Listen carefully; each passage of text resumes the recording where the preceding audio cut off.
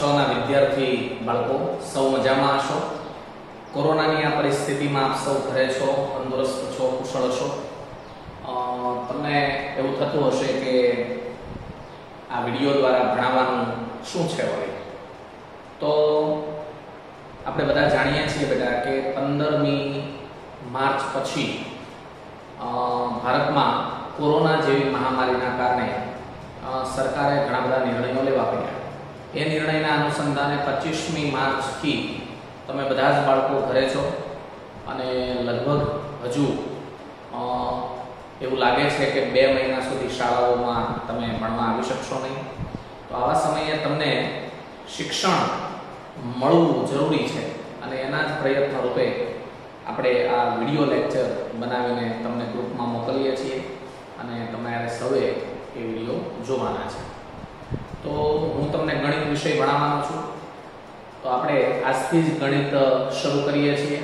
તમારા વિડીયો ધ્યાનથી જોવાનો છે, સમજવાનો છે। જે દાખલો ગણાવીએ છીએ એ દાખલો ફરીથી પાછો ઘરે તમારી રીતે તમારે ગણવાનો છે। ન આવડે ત્યાં વિડીયોને ફરીથી પ્લે કરીને તમે જોઈ શકો છો। ખાસ તમને બધાને જે પાઠ્યપુસ્તક આપેલા છે એ પાઠ્યપુસ્તકમાં બધી રકમો આપેલી છે, એમાંથી જ હું ભણાવી રહ્યો છું। એના આધારે તમારે અમુક દાખલાઓ અહીંથી અમે જે કહીએ ઘરે પણ પ્રેક્ટિસ કરવાની છે। તો ચાલો આપણે શરૂ કરીએ છીએ ગણિત વિશે। ધોરણ 6 ગણિત પ્રકરણ પહેલું છે સંખ્યા પરિચય। હવે આ પ્રકરણમાં તમારે થોડું ધોરણ 5 નું યાદ કરવાનું છે।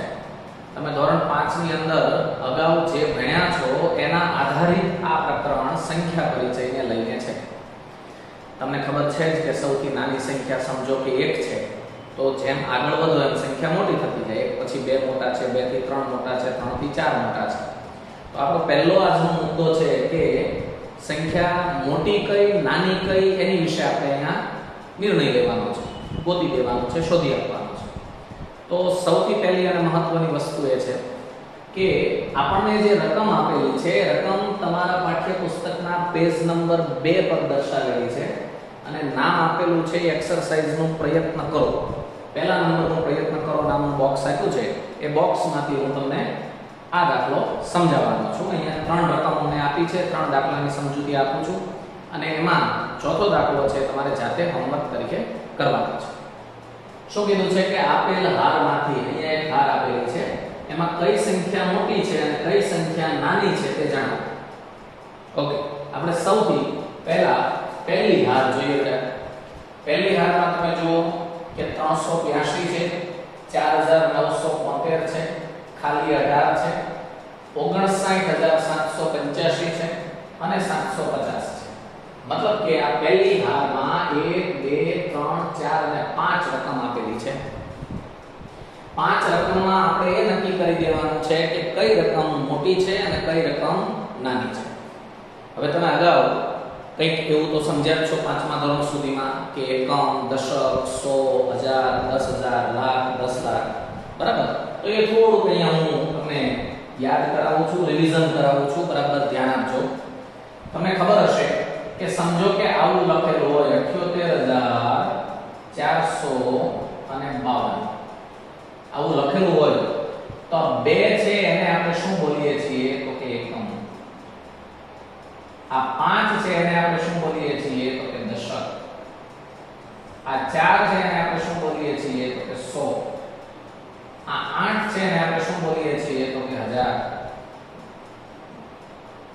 અને આ 7 છે એને આપણે શું બોલીએ છીએ તો કે 10000। મતલબ કે આ 5 આંકડાની સંખ્યા છે જેમાં એકમ, દશક, 100, 1000, 10000 હોય। આ નિયમને પકડીને તમે અહીંયા ચાલો તો તમારે સૌથી પહેલા નક્કી શું કરવાનું છે તો કે ભાઈ આ સંખ્યા કેટલા આંકડા વાળી છે તો કે 3, આ સંખ્યા કેટલા આંકડા વાળી છે તો કે 5, આ સંખ્યા કેટલા આંકડા વાળી છે તો કે 2, આ સંખ્યા કેટલા આંકડા વાળી છે તો કે 4 અને આ સંખ્યા કેટલા આંકડા વાળી છે તો કે 3। હવે સૌથી મહત્વની વસ્તુ તમારે શું જોવાની છે બેટા કે જ્યારે દરેકના આંકડા નક્કી થઈ જાય ત્યારે તમારે એ જોવાનું ઓછામાં ઓછા આંકડા વાળી સંખ્યા કઈ। તો તમને અહીંયા દેખાય છે ઓછામાં ઓછા આંકડા વાળી સંખ્યા 18 છે। એટલે આપણો પહેલો જવાબ સૌથી નાની સંખ્યા કે જેના આંકડા ઓછા એ સંખ્યા નાની, કારણ કે અહીંયા બે જ આંકડા છે, એકમ અને દશક, બરાબર છે? તો અહીંયા કે બે જ આંકડા છે, એકમ અને દશક, એટલે બે આંકડા વાળી નાનામાં નાની છે એટલે નાની સંખ્યા 18, અને મોટામાં મોટી સંખ્યા તો કે જેના આંકડા વધુ હોય, તો આમાં તમે જુઓ આના આંકડા વધુ છે એટલે 59785 એ સૌથી મોટી સંખ્યા, સૌથી મોટી સંખ્યા બરાબર 59785. તો તમે સમજી ગયા છો કે સૌથી પહેલા એના ડિજિટ મતલબ કે આંકડા ગણી લેવાના છે. એ આંકડામાં તમને જેના આંકડા સૌથી ઓછા હોય એને નાની સંખ્યા તરીકે લેવાનું છે, જેના આંકડા સૌથી વધુ હોય એને મોટી સંખ્યા તરીકે લેવાનું છે.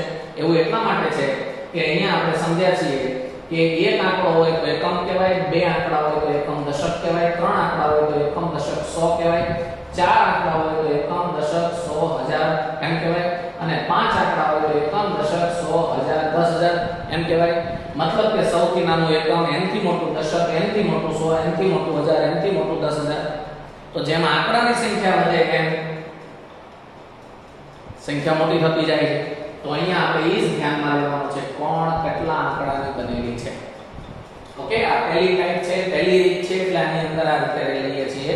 આગળ ઉપર બીજી રીત આવશે એની અંદર આ રીતે હશે નહીં. તો એની અલગ રીત છે, એ સમયે હું તમને એની સમજૂતી આપીશ. ચાલો આ બીજો રકમ આપણે લઈએ. તો બીજી રકમમાં આપણે અહીંયા 1 2 3 4 અને 5 સંખ્યાની હાર આપેલી છે. પહેલાની જેમ જ આપણે કરવાનું છે કે આની સંખ્યા તો કે 4 આંકડા છે, આ તો કે 5 આંકડા છે, આ તો કે 3 આંકડા છે, આ તો કે ભાઈ 4 આંકડા છે, અને આ તો કે 3 આંકડા છે. જોજો થોડુંક નવું આવે છે, ધ્યાન આપજો. તમે લોકો જુઓ તો અહીંયા 5 રકમ આપી છે. 5 રકમમાં સૌથી ઓછી સંખ્યા મતલબ કે સૌથી ઓછા આંકડા હોય એવી બે સંખ્યા છે, 3 3. જ્યારે આવું હોય ત્યારે નવું વિચારવાનું કે બે માં જોઈ જુઓ કે પહેલો આંક બે નો સરખો, તો કે હા.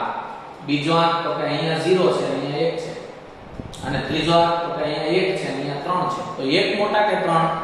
તો 3 મોટા. તો એક નાના છે ને, એક નાના છે એટલે બે ત્રણ આંકમાં આ 100 ની વેલ્યુ ઓછી છે, 310 ની વેલ્યુ વધુ છે. એટલે અહીંયા સૌથી નાની સંખ્યા બરાબર 100 થાય. હવે સૌથી વધુ આંકડાવાળી સંખ્યા જોવાની છે. તો સૌથી વધુ આંકડાવાળી સંખ્યા બધામાં જુઓ તો આ છે. આ એટલે કઈ છે? તો કે 89423. એટલે સૌથી મોટી સંખ્યા બરાબર 89423. તો તમે સમજી ગયા છો. હવે આપણે ત્રીજા દાખલામાં જઈએ છીએ. ત્યાં પણ આપણી રીત પ્રમાણે આપણે સૌથી પહેલા કેટલી સંખ્યા છે નક્કી કરી લઈએ. આમાં તમે જુઓ 4 આંકડા છે, આમાં તમે જુઓ તો 5 આંકડા છે, આમાં જુઓ 3 આંકડા છે, આમાં જુઓ 4 આંકડા છે, આમાં જુઓ 3 આંકડા છે. અહીંયા ઓછામાં ઓછા આંકડાવાળી સંખ્યા તો કે 3 3 વાળી 2 છે. બે સંખ્યાના બધા આંકડા જોવાના 0 1 5 1 4 1. તો ટૂંકમાં 4 કરતા 1 નાના છે એટલે સૌથી નાની સંખ્યા કઈ થઈ? તો કે ભાઈ સૌથી નાની સંખ્યા બરાબર 111.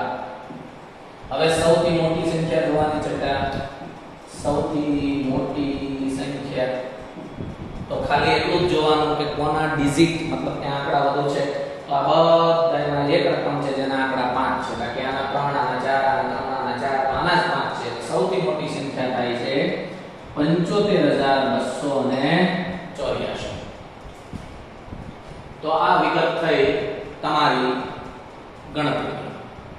ત્રીજા દાખલા પછીનો ચોથો દાખલો પ્રયત્ન કરો. પેજ નંબર 2 ઉપર પહેલો પ્રયત્ન કરો જે આપેલું છે એમાં આપેલો છે. એટલે કે તમારે જાતે આ નિયમ પ્રમાણે ગણવાનો છે. બાકીના દાખલામાં પાછા આપણે આગળના વિડીયોમાં મળીશું. આ દાખલાઓને વધુ અને વ્યવસ્થિત સમજવા માટે આ વિડીયોને ફરીથી પ્લે કરશો અને સરસ રીતે સમજશો. Thank you very much.